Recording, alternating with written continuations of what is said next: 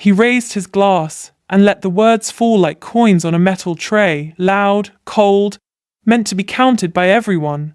Some people, my husband said, eyes sliding to me the way a blade tips toward a throat, never learn to live within their means. College, please. My wife can't even manage a grocery list without overrating. Laughter popped like grease at the long table. Candles trembled. His colleagues leaned in with the safe cruelty of a pack, and even his mother, the woman who had once taught me to tuck a napkin into my lap, smiled into her wine. I felt heat grip my neck, but I kept my face still, my voice in my pocket, the way a surgeon keeps a scalpel she doesn't yet need. Is that right? The CEO asked, amused. You're not going for a degree? I straightened my napkin, folded it again until the seam aligned, and said, calm as the ice in his drink, I learned long ago not to argue with forecasts written in pencil. A soft ripple went around the table, confusion, then boredom because my line wasn't a scream, and shame prefers volume. I watched my husband bask in his moment, a host who had plated me as a joke for dessert. If you want a line to repeat later, make it simple enough to travel. He thought I was small, I was only quiet. In that room scented with rosemary roast and old money, I let a smile show just briefly, caught, cut, gone, and reached for the water carafe. The glass chimed against the rim of my cup like a tiny bell. I nodded at the CEO's wife, whose eyes had tightened. I saw it hit her first. The wrongness of public humiliation served as entertainment, but I kept my tone even. I'd been practicing even. Even could carry secrets across a crowded room and leave no trace on the carpet. He touched my shoulder the way people pat a dog who won't bark. Don't mind her, he said. She's sweet, just not academic. The fork in my hand felt like a clock hand pointing to midnight. I set it down, counted to 5, let the heat run out of my face like a storm leaving a street. I'm happy you all enjoyed dinner, I said to the table. The pear tart will be out soon. See? He told them, laughing. Excellent at hosting. Let the professionals do the heavy lifting. More laughter. The safe kind that keeps you on the sunny side of a bully's mouth. I excused myself and walked to the kitchen. The caterer looked up, wary. She had watched what I had watched. I lifted the silver lid on the tart and felt the steam warm my cheeks. Under noise, under light, under the lies people tell to feel taller, I adjusted the plates by 1/4 inches, the way a pilot corrects for crosswind. My hands were steady. I had been steady for months. When I returned, the tart shone, the knife sliced, and sugar broke like thin ice. I served. I thanked. I smiled. He believed the smile. They all always did. That night, after the last glass had been placed upside down on the drying rack and the door had sighed shut, he found me at the sink. The light over the stove made a cheap halo of him. You should have laughed, he said, easy, as if we were discussing weather. It was a joke. It was a lesson, I said. My voice was still level, my face still plain. I ran the sponge along the rim of a plate, feeling the grain of the ceramic like a raised map. You're very eager to teach. He leaned against the counter, smug in his socks. Someone has to be realistic. You always get these ideas and then you cry when they cost money. Better to keep life simple. You learn a person's private language after years. Realistic meant no. Ideas meant threats to his control. Simple meant small. I looked at him the way you look at a painting you've seen too many times and finally noticed the crack under the varnish. You're right, I said. Simple is cheaper. He grinned, satisfied, kissed my hair like sealing a letter he didn't bother to read, and went to bed. He slept with the heavy happiness of a man convinced the world was arranged to support his weight. In the quiet that followed, the refrigerator hummed. The streetlight drew a pale square on the floor, and the house settled around me, like a stage after the audience has gone. I made tea and took out the binder I had kept in a flour bin behind the long bags of sugar. Inside were dividers with neat tabs I had labelled in pencil. Admissions, registrar, accounts, work, study, reimbursement. The pages smelled faintly of plastic and quiet work. The plan had started as a stubborn ember after one of his first jabs. "You're not college material, you're caretaker material," and had grown into a slow, blue flame that didn't smoke where anyone could see. He liked to talk about how he handled everything, how responsibility lived on his side of the ledger. I let him say it, because it made him careless. Careless people sign things. It had begun months ago with my old transcript request, sealed and sent to my P.O. box. He thought I kept that box for returns and coupons. I used it for letters to myself, proof that my life could still move. After the transcript came, the placement tests at the community college 2 towns over. On evenings he went to racquetball and drinks. I parked by the dim backlot under a hissing light and leaned over algebra like it was a foreign language you only hear when you're alone. I wasn't rusty. I was patient. The first semester I paid with 2 checks. I had earned freelance editing newsletters for a non-profit that needed clarity more than polish. He didn't see money flow out because I had learned the art of cash flow. Some deposits were timed like rain, and some expenses wore different names. The non-profit paid me for hours I could do in the mornings and the late nights. I wrote with my elbows tucked in, a small bird protecting its feathers, and I kept my grades pinned like bright flags in a private garden. And then, the hinge. His company's glossy benefits booklet slid across our table one Sunday, tossed there by a man who cared more about the gym discount than the footnotes. I read the footnotes. Section 127, Educational Assistance. Tuition support for employees and eligible family members through approved partners. He'd bragged about the firm's community-minded program, a fund they boasted at galas, offering spousal scholarships for upskilling. He had nodded at that page like a king, bored by his own laws. I learned the names. I learned the forms. I learned the routes money took when it wanted to look generous. The spousal scholarship required an employee's signature to certify the relationship and confirm no conflict. He signed without reading, of course, on the morning he needed me to iron his blue tie and refill the pen in his travel bag. He'd said, "You handle the paperwork, you always do." I handled it. The scholarship's checks never came to me. They went straight to the college bursar with our last name in the memo line and the company's logo in the corner. He never looked at a statement carefully enough to connect a seal to a syllabus. I'd kept my pace steady, a course or 2 each term, because power lasts longer when built like bone. When he mocked me, I crouched a little lower in my mind and lifted a little more weight. There was romance once, I think thin as the napkin around a glass, but it had curled at the edges and browned like old paper under too much light. A friend, if you can call the woman at the coffee shop who saved my corner table, a friend watched me switch between a laptop and flashcards and said, "You're always so calm." I said, "Calm as a coat. I wear it when it's cold." She laughed, then looked closer, then slid a free muffin my way. That was the social layer of it all. People will help if you let them believe you need nothing. In bed, with his back turned, and the weight of him tugging the sheet tight, I rehearsed the day I would breathe without measuring how much air was safe. I counted it by credits.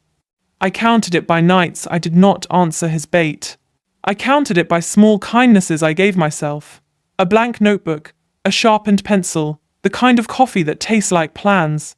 The morning after the dinner, he strutted around the kitchen, loud with victory that only he had played. "I think they loved you," he said. "You keep things homey. That helps me." "Glad to be of help," I said, and meant something else. At 9, he left for a leadership brunch. At 10, I was in the registrar's office, holding a folder with my name printed in black. The entire building smelled like paper, copier, heat, hope, and fear. A poster board announced a scholarship breakfast for adult learners, sponsored by Yes, his company. The irony was almost too round to swallow. I pressed my tongue to my molar, the way you do when sweetness is too bright. "Name?" the clerk asked. I gave it. She scanned the screen, then smiled. "Congratulations," she said. "Your next term balance shows a pending award that covers the full amount. Processing today." "Thank you," I said. My hands warmed. I didn't grin. I didn't cry. I've learned not to spill joy. It can stain. I took a seat on a bench under a bulletin board crowded with job postings and tutoring times. Students drifted past in their messy certainty hoodies, earbuds, backpacks slumped like tired dogs. A man about my age sat 2 seats away, balancing a toddler on his knee. His partner filled out a financial aid form, lips moving as she counted.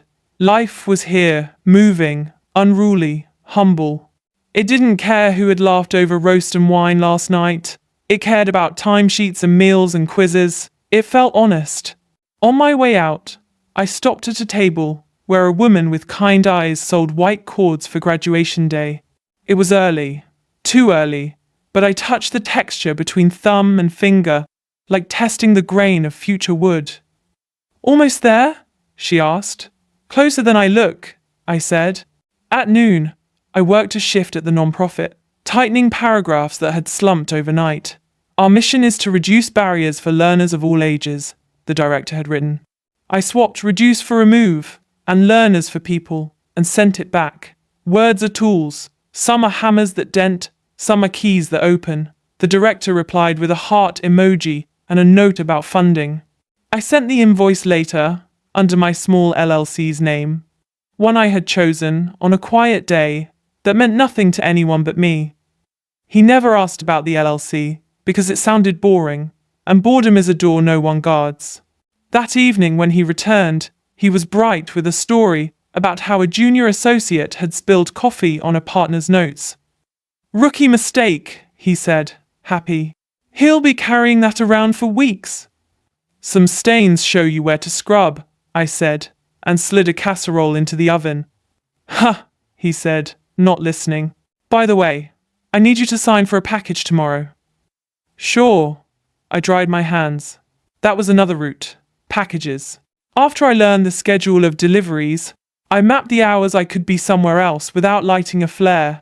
I took exams at the testing center at dawn. I wrote papers in the car outside the YMCA while he swam. I recorded presentations in the pantry with the light off, so the audio was clean, my slides glowing on a borrowed laptop screen, my whisper full of fact and courage. The moral layer pressed sometimes, like a book stacked on my chest. Was I lying? I was strategic. He made cruelty public. I made plans private. He used shame to trap me. I used silence to free myself. Had I asked? Yes. The first year of our marriage I asked and was told I was foolish. The second year I asked and was told I was ungrateful. After that, I stopped asking and started studying. Around midterms, he took me to a fundraiser where the company flaunted its virtue. A banner proclaimed, "Education changes everything." He posed under it, hand on my back, teeth bright. Cameras flashed like tiny flags surrendering. A woman from the foundation asked me to say a few words about supporting spouses. I looked at him, at his hand tightening "say the right thing," and thought, the line between hypocrisy and confession is thin as a microphone wire. I smiled and said, "Support is listening." That was all. People clapped, as if I had said something brave.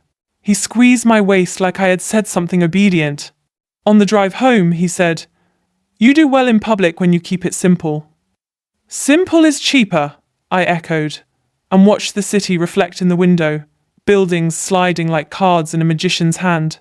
The near catch came later that week, when he sorted mail and paused at a letter with the college seal. "What's this?"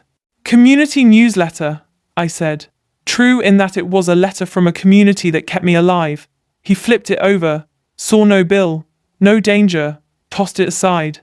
I breathed tight for 3 minutes, then loose for 3 hours. On my desk at home, beneath the lamp I bought with my first freelance check, I kept a sentence taped to the base. If you cannot be loud, be exact. Exactness is its own volume. Graduation day ripened like a thing left too long on the counter. The cap, the gown, the tassel, they all felt like props until I slid my arms into the black fabric and tied the loose strings at my throat. The mirror in our bedroom gave back a woman I recognized from the inside first. Steadier, yes. Kinder, also. Harder, where I needed edges. Soft, where I refused to become him. He didn't know the date. He thought I was going to a volunteer appreciation lunch. He had a golf tee time and kissed me absently, An afterthought dropped from a pocket. In the hall I paused, listening to him hum, as he looked for his lucky glove. Once the door closed behind me, the air outside tasted like new metal, bright, a little raw. At the campus, the gym had bloomed into a cathedral for ordinary miracles. Folding chairs, rows and rows, parents fanning themselves with programs, babies hiccuping, friends yelling names like spells, a brass trio tuning up, notes falling like marbles that didn't quite settle. I checked in, got my card, and found my place among people who had worked nights and mornings, who had failed a class and taken it again, who had changed majors, changed jobs, changed their minds, changed their lives. A woman in her 50s squeezed my hand and said, "We did it, girl," as if we were one person with two bodies. When the procession started, I walked as if a thin line stretched from that first night I had opened a math book to the stage we were moving toward, and the line hummed with the names of everyone who had laughed at the wrong time. Halfway down the aisle, my phone buzzed. I glanced his name, a text. "How long is this lunch? I may need you to confirm a wire for the tax payment." The irony brushed my cheek like a moth's wing. I tucked the phone away. The band hit a major chord. The crowd stood. The dean spoke about persistence that doesn't post online, about schedules pinned with hope, about the beauty of showing up even when clapping hands are absent. I felt my eyes heat. I let them. Then I dried them with a tissue I had folded small and flat. When they called my row, my knees trembled once and then obeyed. I stepped onto the stage, my name said clean over the speakers, and I crossed into a square of light that felt like noon after a year of winter.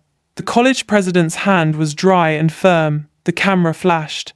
For one click, the world stood where I needed it. "Congratulations," the president said. "You worked for this." "I know," I said, and the words tasted like bread. As we filed back, the crowd hollered names. I listened for mine, no, not yet, and felt no hole where his voice should have been. A different sound rose instead.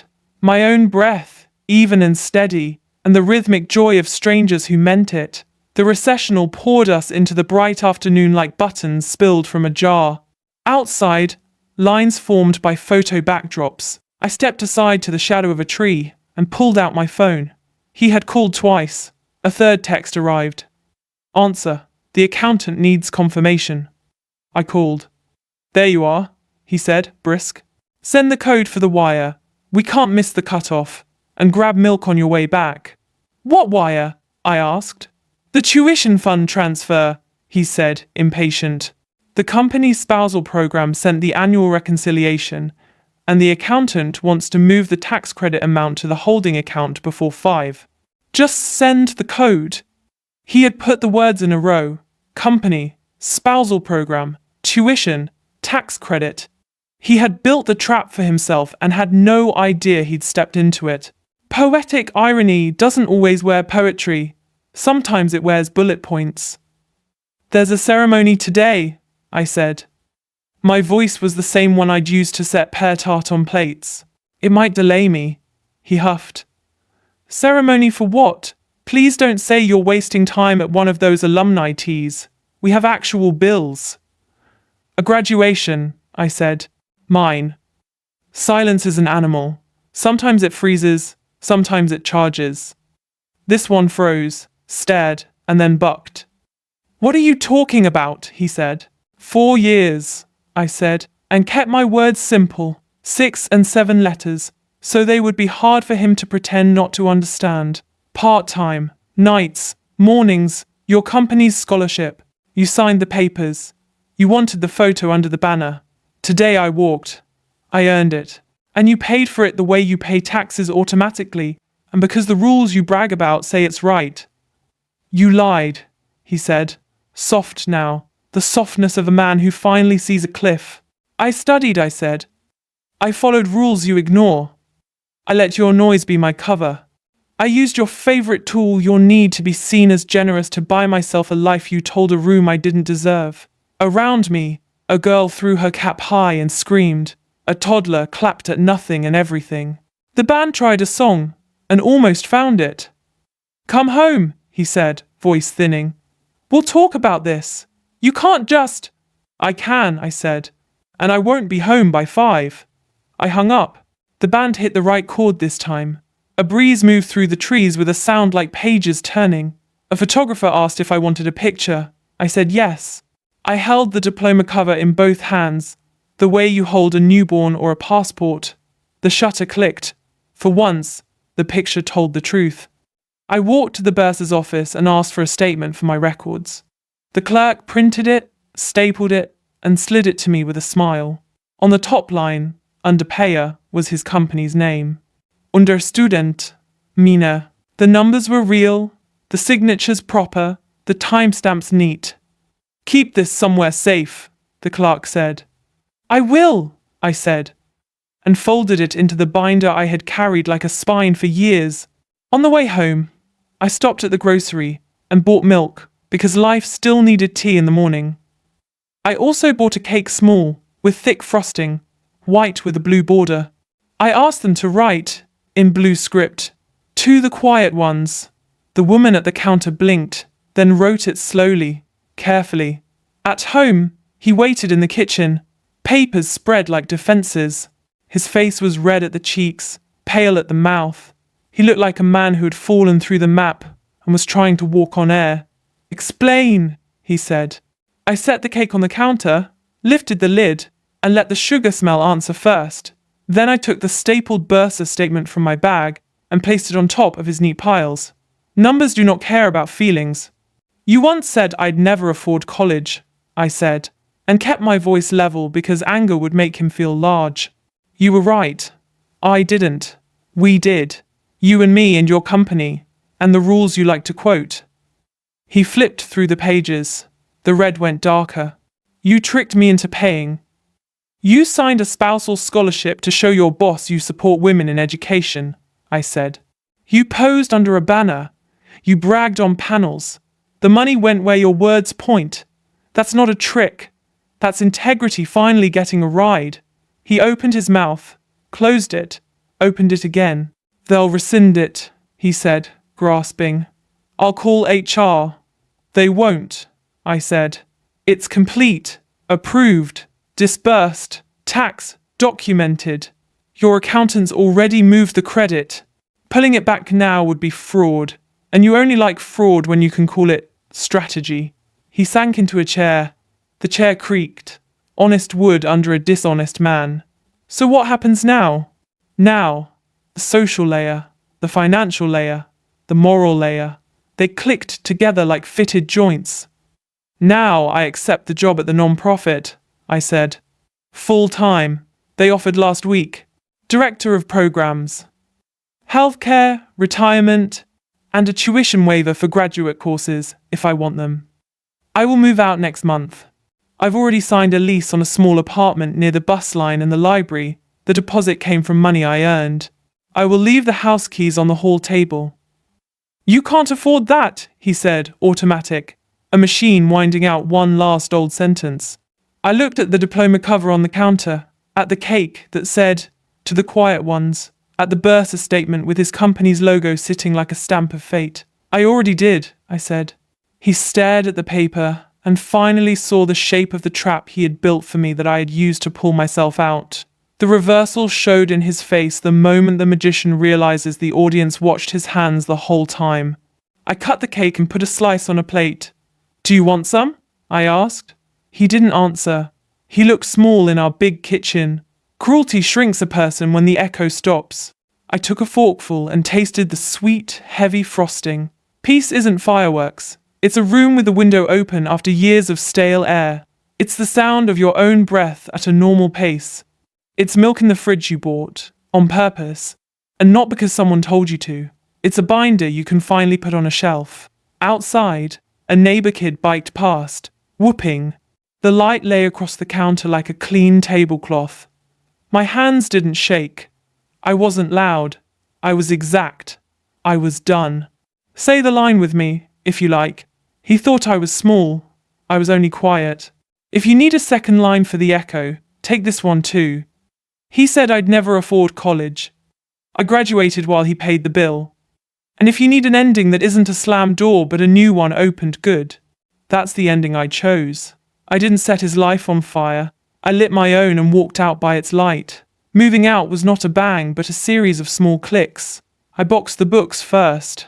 I wrapped the lamp I loved in an old scarf. I left behind the heavy things he had chosen to impress people. Metal bowls, loud art, the coffee table that bruised shins. I took the binder, a framed photo of a path through trees, and a chipped mug that kept my secrets at dawn. I told him the date I would leave. He nodded like any notice was a courtesy to him. He did not help. He watched me the way a man watches a show he did not pay for. His mother called. "Are you making a scene?" she asked. Her voice was a thin chain, gold but not strong. "No," I said. "I'm making a plan." "You owe him loyalty," she said. "I gave him loyalty," I said. "He gave me lectures," she sniffed. "Marriage is hard." "So is school," I said, and kept my tone kind. I did that too. At the non-profit, I signed the offer letter at a plain table that smelled like dry erase marker. The director clasped my hands.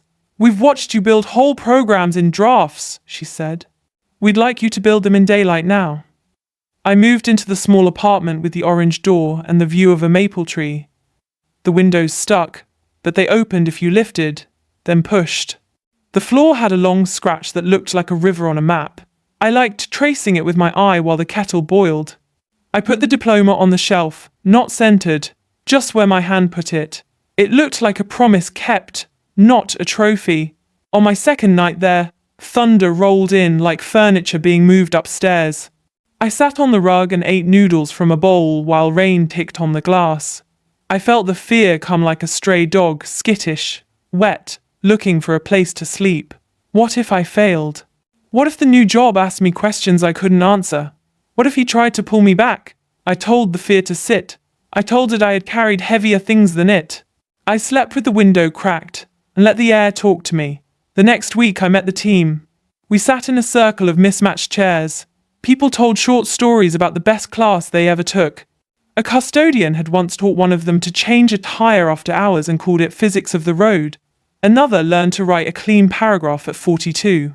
My turn came. I said, the best class I ever took was the one where I learned to ask my own questions. Heads nodded. Pens moved. We were building something, brick by small brick. He texted late that night. "You left your winter coat." I replied, "I bought a new one. Keep that one for guests." He did not reply. The silence sat between us like a low wall we had both learned not to jump. The reversal at his office came not with sirens but with email. He liked to leave his laptop open on the counter, trusting the house like a guard dog. I no longer lived there, but when I went back to pick up my last box, he had forgotten it on the table, screen lit. I did not touch it. I did not need to. He told me everything himself later, trying to regain shape. It started with the CEO's wife, the one whose eyes had tightened at the dinner. She sat on the board of the foundation that funded the spousal scholarships. She asked the program director for stories to share at the next gala, and my bursa statement, with names scrubbed, appeared as Exhibit A, Adult Learner Completes Degree through Spousal Support. Photos from that fundraiser, the banner. His smile sat next to the write-up. The irony was a mirror angled toward him in a hall of mirrors he had built. The CEO called him in. "Good to see the program works," the CEO said. "Cool. You spoke so passionately about it last spring. Tell me, how would you sell this partnership to our clients again?" He tried to hold the floor. He said, "It promotes retention." The CEO said, "For whom?" He said, "It shows we value learning." The CEO said, "Do we, in your house?" The question landed like a gavel. He called me after. "They know," he said. "They know you followed the rules," I said. "That is what you always wanted." He exhaled a thin leak. "They want me to moderate a panel next month about supporting education at home," he said, half laughing, half drowning. "Accept," I said. "Learn something out loud." He made a sound I had never heard from him. It wasn't a sob, it was a hinge rusting. "You'll be there?" he asked. No, I said. I will be at work. The panel happened in a bright hotel ballroom with cold air and hot lights. I saw clips later on the foundation page. He sat stiff, hands folded, nodding, the picture of a man trying to catch up to his own shadow. A woman on the panel said, "We cannot be heroes at the office and villains at home." The room clapped. His jaw moved like he was chewing an apology that would not go down. Meanwhile, I built programs. We launched evening math labs with childcare. We moved a GED workshop into the laundromat, because folding and fractions can share a room. We partnered with the library for a quiet hour schedule, where the lights were soft and the questions were allowed to be small. Each day, we counted wins in units that had nothing to do with applause: a complete form, a first quiz, a ride arranged, a fear named and set aside. At night, in my orange door apartment, I wrote the grant report in clean, exact lines. My sentences held the shape of the people they carried. I found a rhythm. Wake early, tea, bus, work, walk home under the maple, cook with music low, read, sleep. My body learned it like a chant. A message came from the college. Graduate scholarship available for staff partners in community education. Apply? I rested my hand on the mouse, thinking of the long road I had walked and the longer one still ahead. Did I want more school?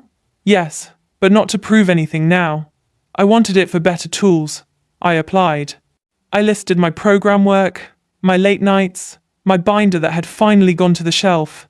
I attached the letter from my director, who wrote, "She is exact, and she is kind. Both are rare." I was accepted.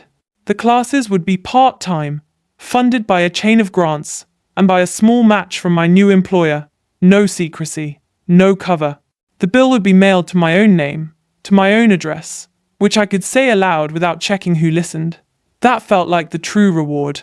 Not the degree, but the clean breeze through the process. There were still knots. Freedom does not erase habit, it asks you to unlearn it. I still flinched at loud steps in a hall. I still rehearsed answers to questions no one asked. I still folded napkins too neatly, like someone would judge the seam. But each week the flinch faded, the rehearsals shortened, the napkins rested soft. He sent a long email one Sunday, full of words like misunderstanding and timing and pressure. It was not an apology, it was a marketing deck for his conscience. I did not reply. I wrote a thank you note instead to the testing center clerk, who had once stayed late to print an exam when the copier jammed, to the library guard who let me in early when the bus was running fast, to the coffee shop barista who slid a muffin my way. I mailed the notes. I wanted the right people to feel weight and light in the right measure. His mother tried again. She asked me to lunch at a place with white tablecloths. She wore pearls heavy enough to count as armor.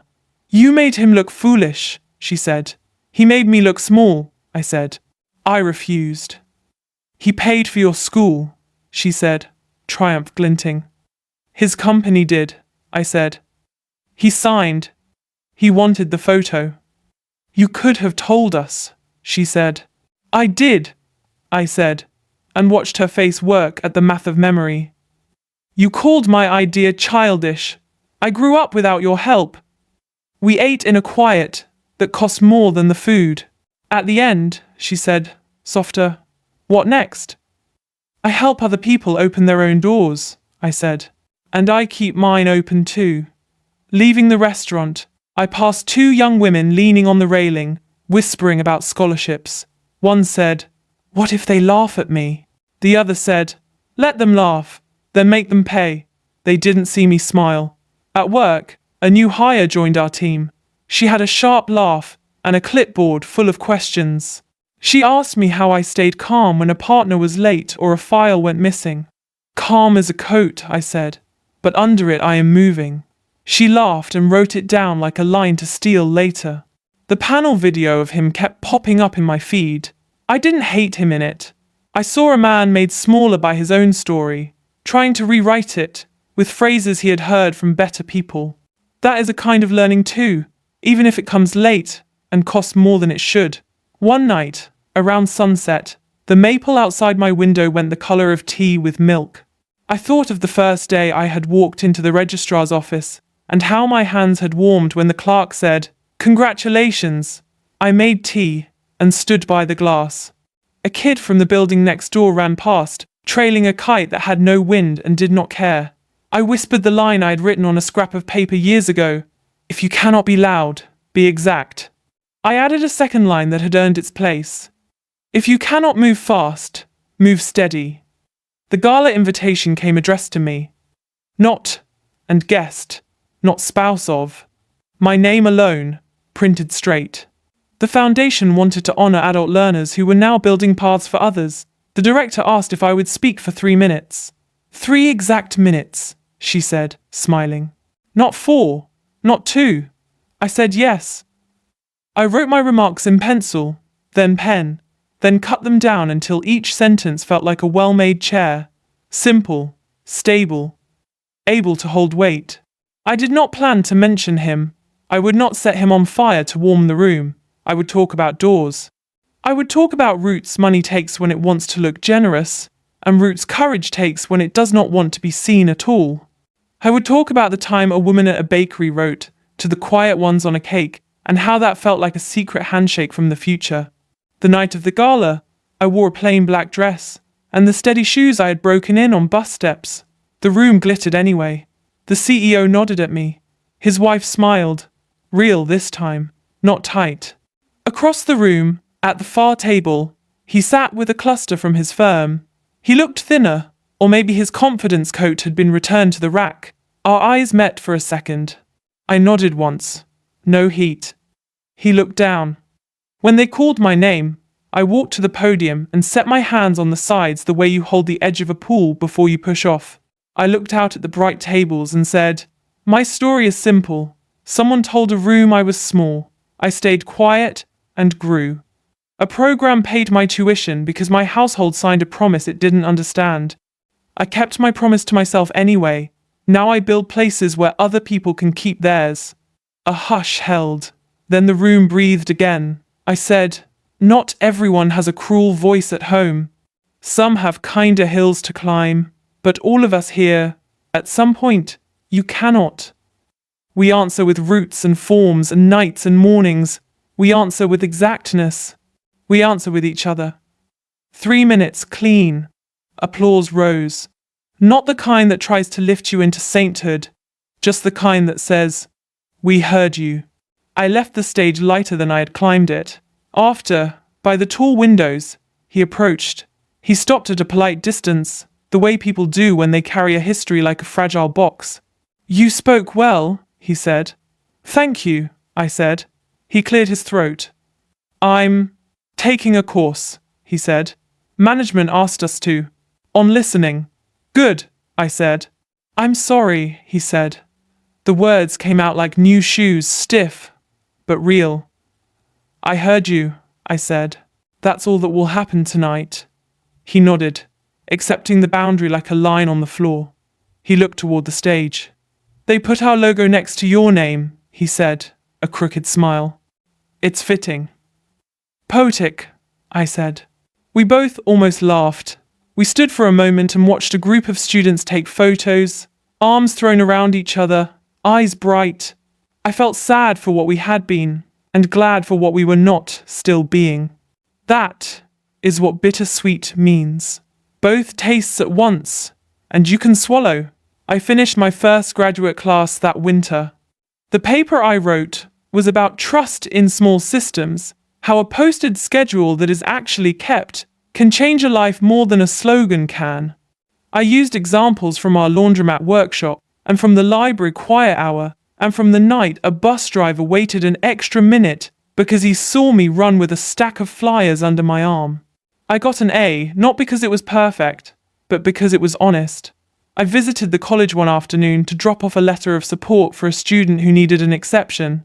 The registrar clerk, the same one who had once stapled my statement, recognized me. "You look taller," she said with a grin. "I bought shoes with a thicker sole," I joked. She leaned in. "No," she said. "It's the other kind of tall." On my way out, I stopped by the table that sold cords. A new woman sat there, knitting. "Almost there?" she asked out of habit when I picked up a sample. I am there, I said. But I like to remember. She nodded. Remembering is part of it, she said. Back at the non-profit, we held a small ceremony for our winter completers. We used folding chairs and a borrowed speaker. We printed names on cardstock and slid them into clear sleeves. People cried. People laughed. A grandparent brought a cake. I was asked to say a line at the end. I looked at the faces and said, carry your calm like a coat, and your plan like a spine. Heads lifted, shoulders straightened. A toddler clapped again at everything. On the bus home, I opened a book and read the same sentence 3 times because my mind had drifted to the woman I used to be, the one who counted cutlery at a long table and smiled while being cut. I wished I could hand her a map with the route I had found, but maybe she had needed to draw it herself, pencil first, then pen. My phone buzzed, a text from a number I didn't know. Hi, I'm the junior associate who spilled coffee.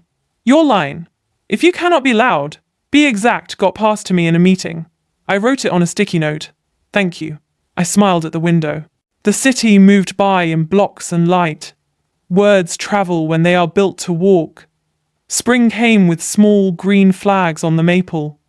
The river of the floor scratch glowed in the late sun. I bought new plates at a thrift store, none matched, all sturdy.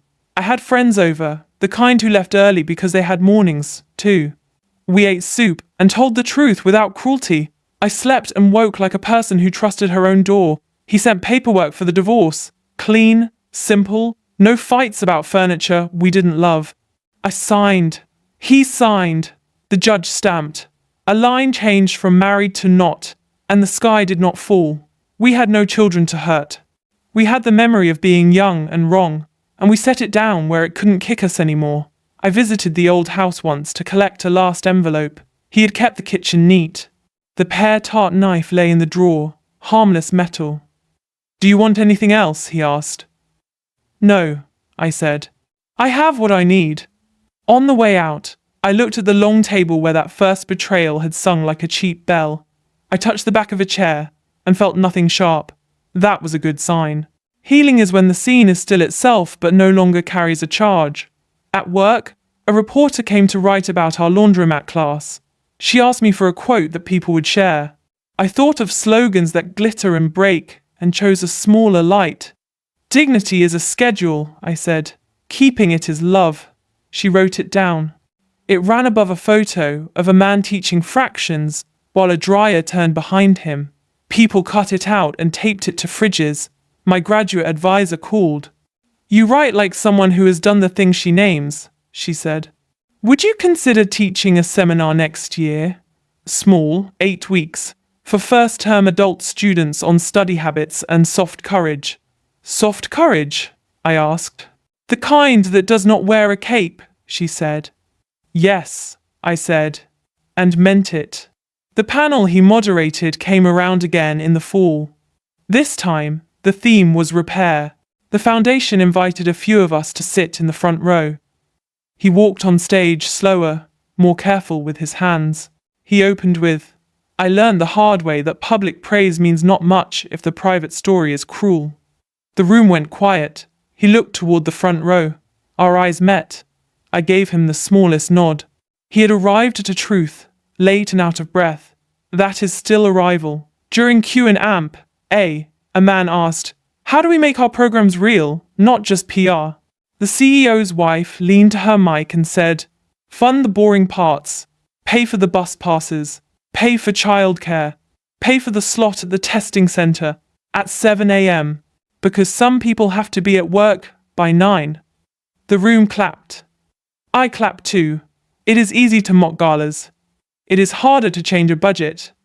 Tonight, they did a little of both. After, in the hallway, a young woman stopped me. Are you the one who bought the cake? She asked. I laughed. Yes, I said. It was small and perfect. I liked the message, she said. I am a quiet one. So am I said. Quiet is not weak, it is focused. She smiled, held her folder like a shield, and walked into her future. On the anniversary of my graduation, I went back to campus. I stood under the same tree and listened to the brass trio stumble toward the right chord. New names were called, new knees shook, new caps flew. I held a coffee and let the noise wash through me, the kind that hurts no one and heals many. I texted the coffee shop friend who had saved my table years ago. "Thank you," I wrote, "for the muffin." She replied with a heart and a photo of a new corner sign. "Quiet study available. Ask inside." I smiled. Small signs make big maps. In the evening, I invited my team over. We ate on the thrift plates. We told the story of a student who had almost quit, then didn't, because someone had called the bus company and asked them to hold line 7 for 2 minutes on Tuesdays. We raised glasses of water. Someone brought a pear tart. We cut it with a plain knife. Sugar broke like thin ice again, but this time it was only sweet. Later, when the dishes were done and the door closed and the apartment was quiet, I sat at the small desk by the window. I wrote a note to myself, dated and simple. You were never the victim. You were the planner. You learned the rules, then you used them. You kept your anger clean. You built a life with doors that open. I folded the note and slid it into the back of the old binder. I did not need the binder anymore, but I kept it. The way a runner keeps an old pair of shoes to remember what miles felt like. I turned off the light. Night settled on the street like a soft coat. Somewhere, a neighbor laughed. Somewhere, a train sang. I lay down and listened to my breath move in and out, steady as a metronome. Peace, at last, did not feel like an empty room. It felt like a room with a table, a plant, a stack of papers with my name spelled right, and a door I could open without asking. If you need a last line, take this one. I did not win to make him lose.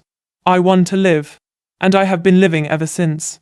The first night of the small seminar began with 8 nervous faces and a dry erase board that refused to erase. I wrote, "Start small" in the corner and left the faint ghost of past words in place. They were true. I told them how I had studied in a pantry with the light off so the audio would be clean, how I had kept a binder in a flower bin, how calm was a coat and exactness was a key. They laughed in soft bursts, then leaned forward. I watched fear shrink as the minutes filled with steps. We built a plan you could fold and keep in a pocket, a weekly calendar that fit inside a bus schedule, a study method you could do at a laundromat, a script for asking a boss for a different shift without apology. A woman in the back said, "My father tells me school is for people who don't have real jobs." I said, "Invite him to your graduation. Let the band answer." A man at the window said, "I don't remember anything I read," so I put a paragraph on the board and showed him how to box verbs and underline claims. He read it back, like a song he thought he'd forgotten. By break, the room felt warmer. The old words on the board faded under new chalk. That is how change actually looked. Not clean, but layered. After class, under the early fall sky, I walked past the gym, where I'd once stood shaking in a square of light. The band inside stumbled through a march, found the note, lost it, then found it again. I smiled. I was not running anymore. I was guiding traffic. It felt like a gentle kind of power, the kind that didn't need to be announced to be real. On the bus, I checked my graduate class portal. A note from my advisor waited. "Your seminar outline reads like a map for tired people." Good. I closed my eyes and let the bus hum carry me. The maple outside my building had begun to tip toward gold, one leaf at a time. I unlocked the orange door, put water on to boil, and laid tomorrow's plan out like tools on a clean cloth. Peace had become routine. Routine felt like wealth. The foundation asked if we could pilot a new scholarship for students who worked nights. "We can," I said, "if we fund the boring parts. Bus passes, quiet study rooms, proctor hours at dawn." They blinked, then said yes.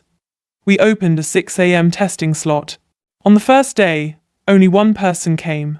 A nurse with ink-smudged fingers and a fear of math that wrapped around her like fog. We sat with hot tea while the clock clicked. "I forgot how to think," she said. "No," I said. "You forgot how to be alone with it." She passed on the second try, breath shaking into a laugh. When she left, She touched the door frame like a lucky charm. I touched it too.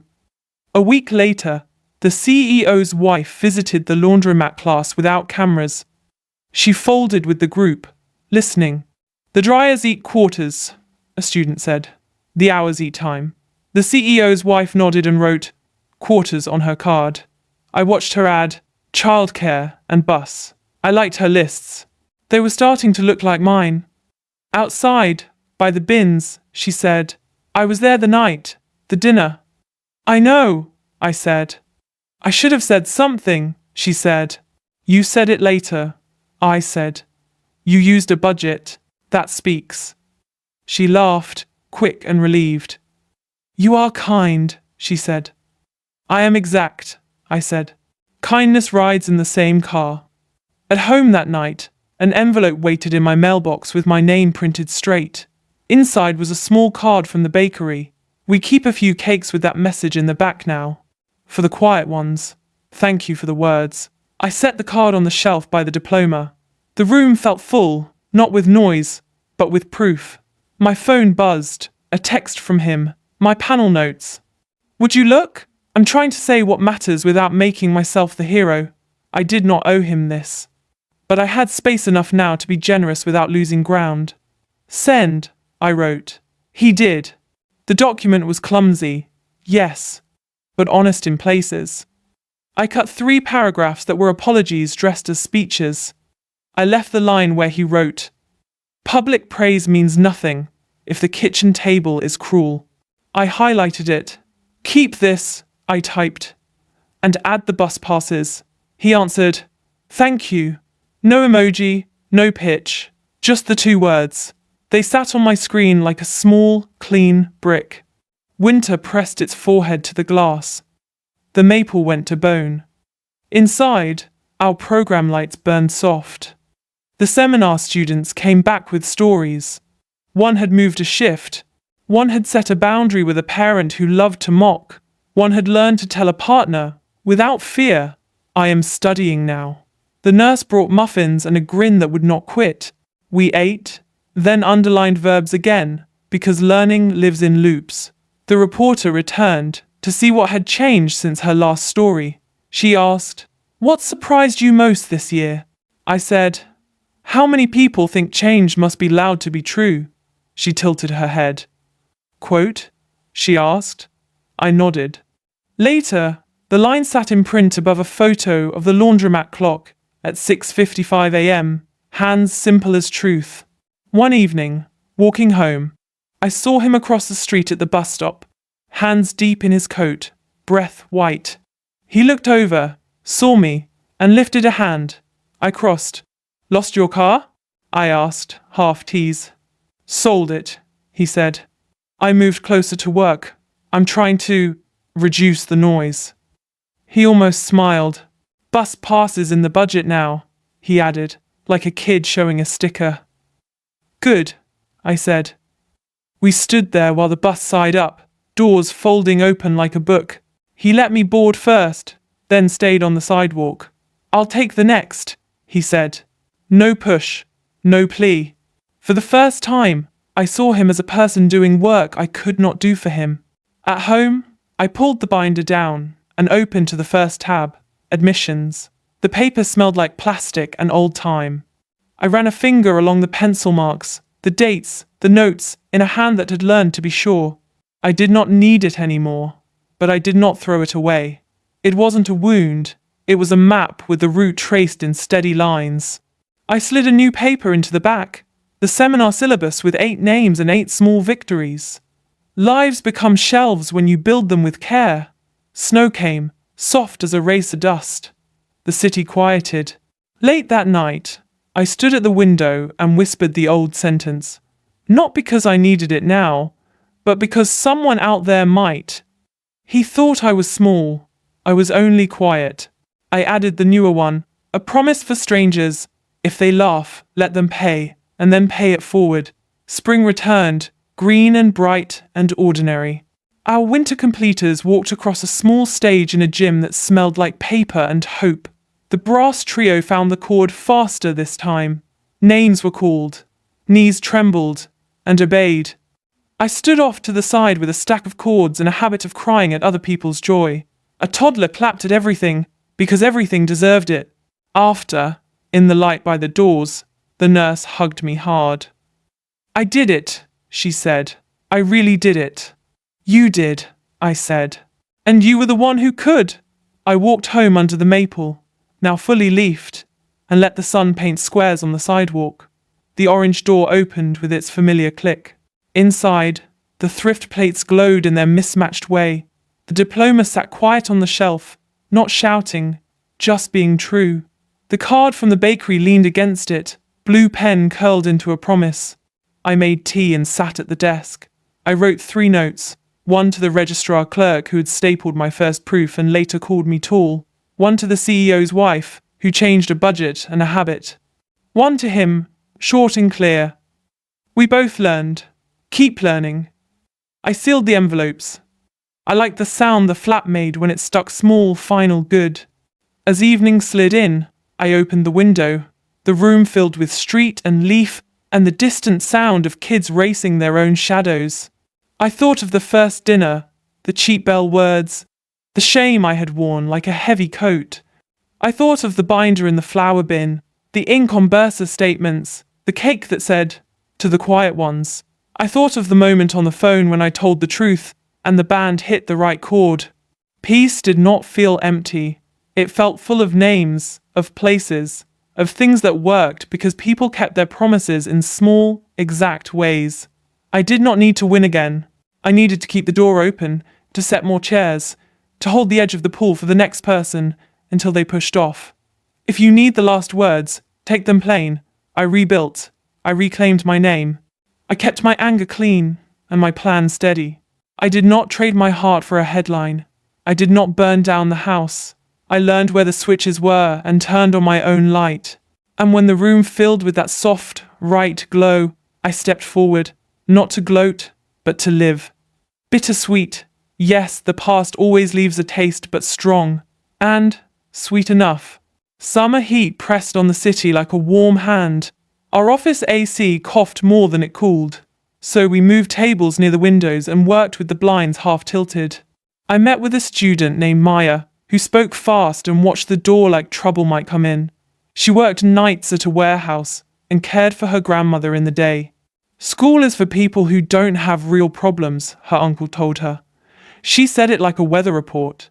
I drew a small map on scrap paper. Bus times, class times, sleep times, food. "This is a real problem," I said, "and it has steps." She folded the map like a treasure and slid it under her phone case. A memo from the foundation arrived. They wanted to expand the spousal scholarship and pair it with our early testing slots. The old me might have flinched at the logo. The present me printed the memo, marked the dull parts that would break the plan, and sent back notes. Funding must follow student, not department. Disperse directly to Bursa. Add bus passes. The program officer replied with a thumbs up and a question about metrics. I wrote, count kept promises, on-time tests, open doors, paid childcare, posted hours kept. She wrote back, I'll steal that. In the laundromat class, a father practiced reading out loud with his son's comic book. He stumbled, then landed on a line that made them both laugh. He looked up, surprised, like a man who found a key in his own pocket. You had it, I said. He nodded and read the next bubble. One night, thunder rolled in. I stood at my window and watched lightning make the maple look like a paper cutout. The phone buzzed. It was him. Got the bus passes. We're adding childcare to the budget next quarter. I typed back, good, keep going. I made noodles and ate at the counter with the fan on low. The binder sat on the shelf. I didn't touch it. I didn't need to. It glowed in my mind like a lamp left on in a room I no longer lived in. A reminder, not a demand. A letter came in an envelope, the color of cream. Graduate fellowship, 1 term, paid, it said.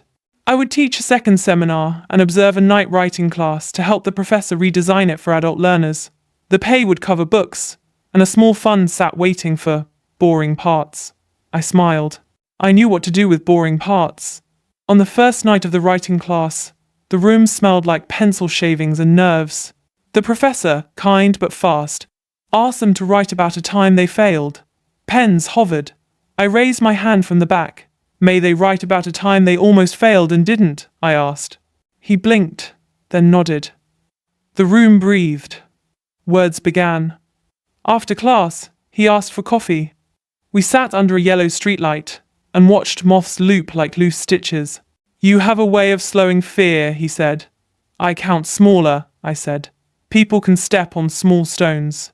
He sipped, thought, and smiled. I'd like you to guest teach next week. Topic, exact sentences.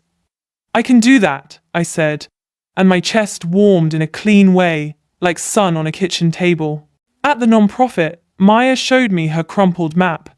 New lines crawled across it, notes, arrows, a doodled star by the testing center's door. I passed the reading exam, she said. Math next. You will pass, I said. You already do numbers. You do shift math every week. She grinned like she'd been caught being strong. Okay, she said. Then I will. The day of the panel on repair came. I sat in the second row, not to be seen, but to see. He spoke slower this time. He did not make himself the lesson. He named the boring parts. He named the bus. He said, if your house is cruel, fix your house. The room exhaled with him, not at him. He did not look for me. He did not need my eyes to hold his lines up. Growth, finally, that didn't borrow my spine. That night, I walked home through heat that held the day's smell, bread, soap, iron. I unlocked the orange door and set my bag down. The binder looked smaller than I remembered.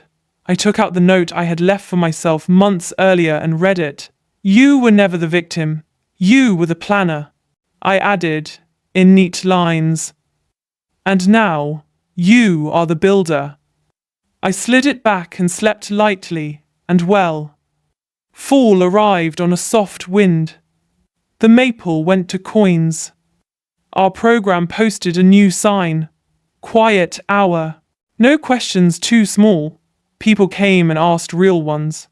How do I tell my sister I can't babysit on test days? How do I read a tax letter without crying? How do I stop hearing his old words in my head? We wrote scripts. We practiced on each other. We underlined verbs. We shredded old sentences and threw them away. I guest taught the writing class. We wrote exact sentences about heavy things. Name the act, I said. Name the cost. Use small words where you can. A man wrote, I fell behind because I was afraid to raise my hand.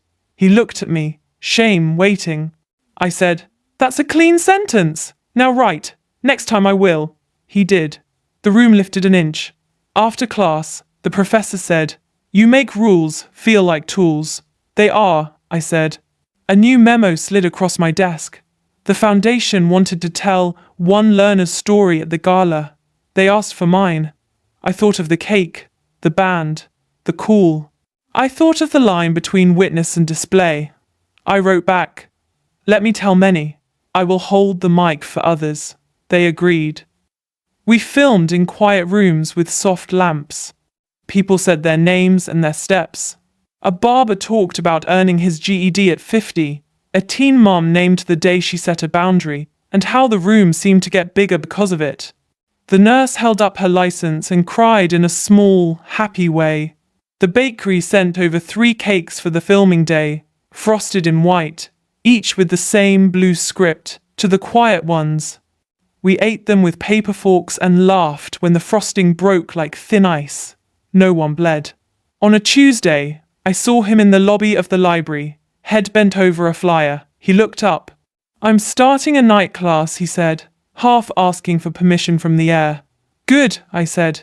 Start. He nodded. He did not tell me the title. He did not ask for praise.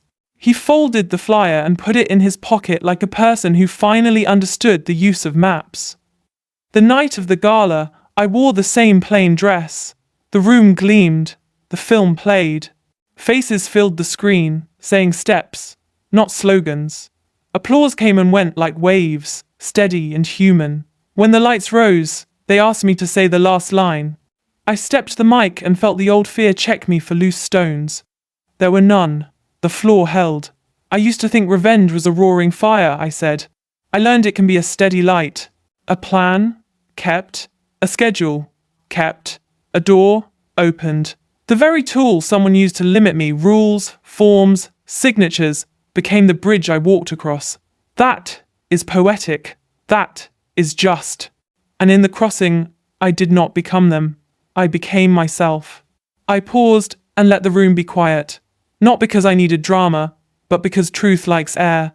To everyone who was told you were small, you can be quiet and still be vast. If they laugh, let them pay with budgets, with bus passes, with childcare, with kept hours. And when you get where you're going, leave the light on.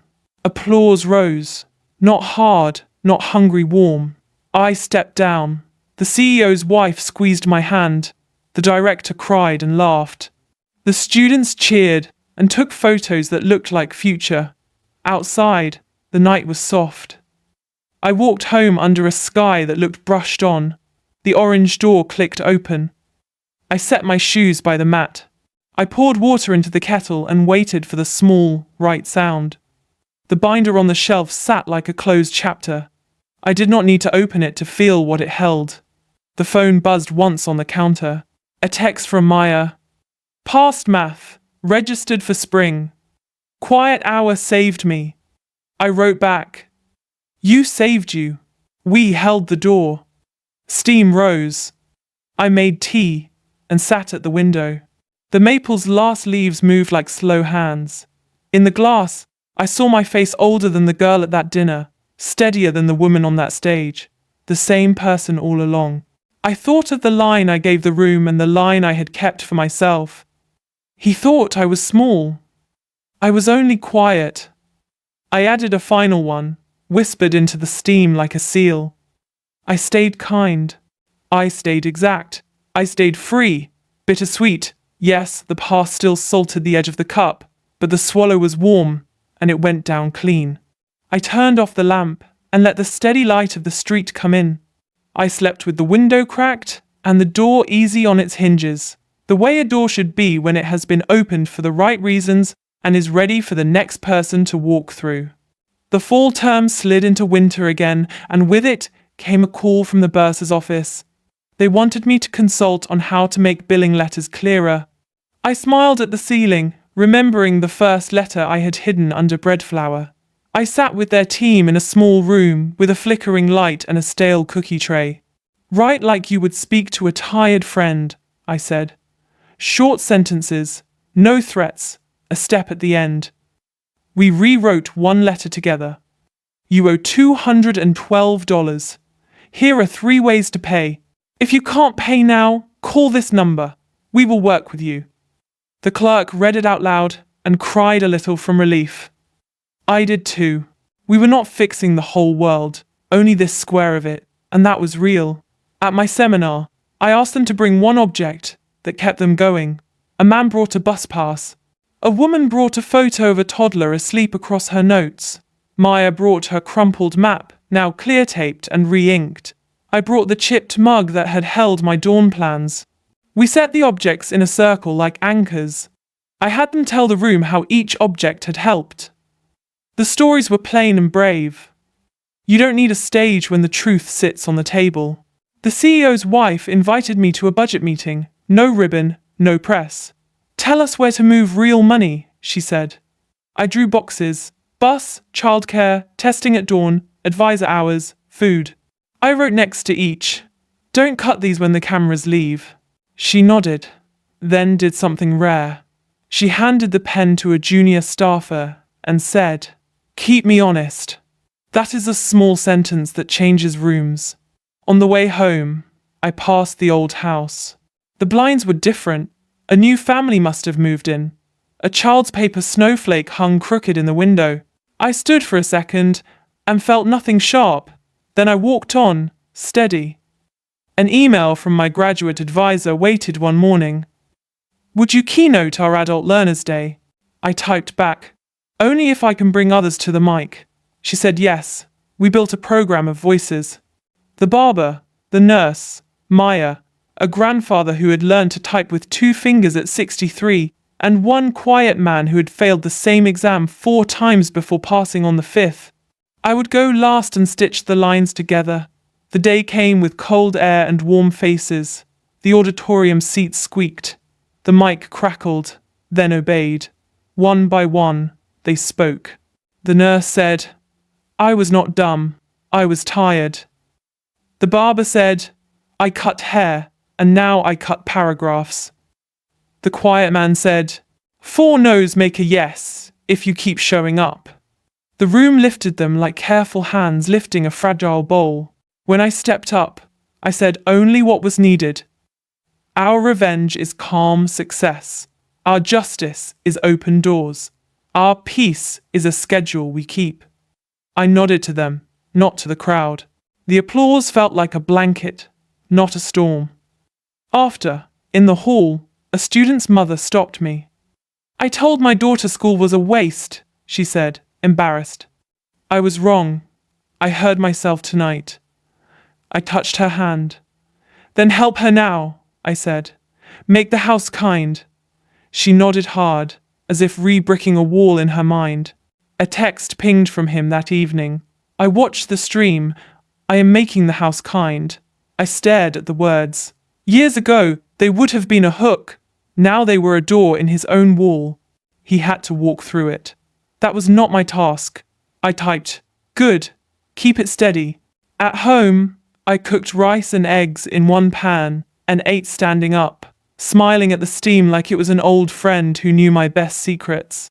The binder on the shelf sat quiet. I opened it, slid in the program from Adult Learners Day, and closed it again. Not a trophy. A map update. We piloted a last-mile fund, small checks that solved big problems. Attire. A 3-day bus pass, a textbook rental in week 12 when money had gone to rent. We kept a ledger of small mercies and large outcomes. "This is the only charity I trust," an alum said, laughing, and handed me $40 in wrinkled bills for the next person's pass.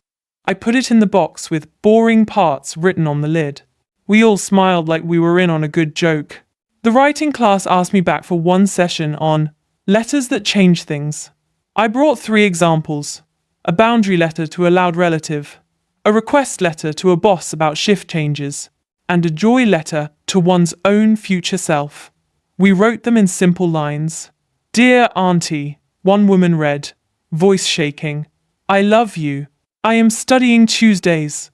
I will not babysit then. I will help on Fridays. I hope you will cheer for me." The class clapped for her like she had won a prize. She had. On a rainy Thursday, I met the CEO's wife in the laundromat. No cameras again, only humidity and hum. We folded towels and she said, "Do you ever feel tempted to light it all on fire?" I laughed. "Sometimes," I said, "but I like the slow light better." She nodded. "Me too," she said, and handed me a warm towel like passing a small, manageable sun. I saw him less. When I did, he was often carrying a paper folder, not a phone. He had the face of a person learning to count differently. Once, in the library lobby, he said, "A junior staffer corrected me in a meeting." I thanked her. It felt right and strange. I said, "Good. Keep it strange until it becomes normal." He smiled, small and real. At night, I listed my own mercies. A room that aired out fast. A body that slept at will. A job that made sense. A map with roots that no longer needed hiding. The list felt like a spine under a coat, quiet and strong. The foundation asked for a yearly report, and I wrote it like a story held together by numbers. We funded 312 bus passes. I wrote, we opened a 6 a.m. testing slot 84 times. We mailed 1,207 clear letters. We answered 4,390 questions, many of them small, all of them brave. I added a page called Promises Kept. The finance officer smiled and said, "This is the only report I didn't hate." We laughed over coffee that tasted like plans. Maya passed math and brought me a cupcake with blue frosting. "For the quiet ones," she said, grinning. We ate in the hallway on a bench with one loose bolt. What's next? I asked. Writing, she said. I want my words to hold weight. I handed her a short list. Box verbs, name, costs, keep the last sentence clean. She tucked the list into her phone case next to the map. Tools, travel light. The panel on repair turned into a series called Keep. Keep the hours. Keep the promises. Keep the door. He moderated one that was actually good. He spoke less and asked more. He ended with, if your budget doesn't show your values, it shows your excuses. I heard the CEO repeat that later in a different room. That is how change moves, by mouth, by memo, by habit. One evening, after class, I took the long way home. The old house stood quiet. I did not stop. I did not need to. A kid rode a bike with a squeaky chain and laughed like he had found gold. I thought, not for the first time, that revenge had not emptied me. It had watered me. It had asked me to choose who I wanted to be when no one was clapping. I had chosen exact and kind. I was keeping it. At my desk, I scribbled a line on a sticky note for my seminar. Dignity is a schedule. Freedom is a plan. I stuck it above my lamp. The light made the loops glow. On the second anniversary of the dinner, I hosted friends in my orange door apartment. No long table, no performance. Soup, bread, pears sliced on a plate. We ate and laughed and stacked bowls in the sink like a chorus of soft notes. Someone asked for a toast. I raised my chipped mug. To kept promises, I said. To boring parts. To the quiet ones who move exact. Glasses touched. Simple music. Later, when the door closed and night settled like a warm coat, I took the binder down one last time.